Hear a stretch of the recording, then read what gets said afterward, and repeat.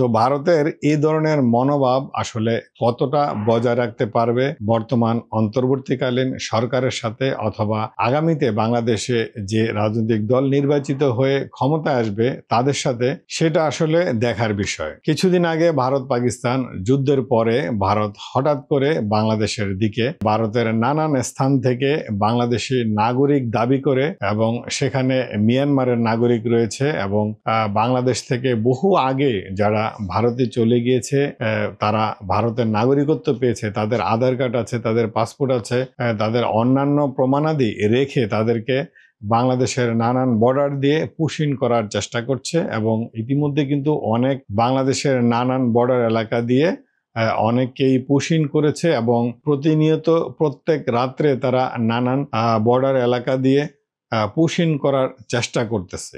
এ থেকে বোঝাই যাচ্ছে বাংলাদেশে নানান পদক্ষেপে বাংলাদেশকে চাপের মুখে ফেলতে চাচ্ছে। এবং তাদের আরো একটি উদ্বিগ্নের ব্যাপার, সেটি হলো বাংলাদেশ যাতে কোনোভাবে কোনো ক্রমেই পাকিস্তানের সাথে একটি ভালো সম্পর্ক গড়ে তুলতে না পারে, সেই ব্যাপার নিয়েও কিন্তু তাদের মাথা ব্যথা আছে, এবং তারা খুবই চিন্তিত ব্যাপারটি নিয়ে। প্রান্তিক আলোচনা আজ এই পর্যন্তই। ভিডিও ভালো লাগলে কিছু সামাজিক কর্মকাণ্ড করা যেতেই পারে, যেমন লাইক, কমেন্ট, শেয়ার। ভালো থাকবেন।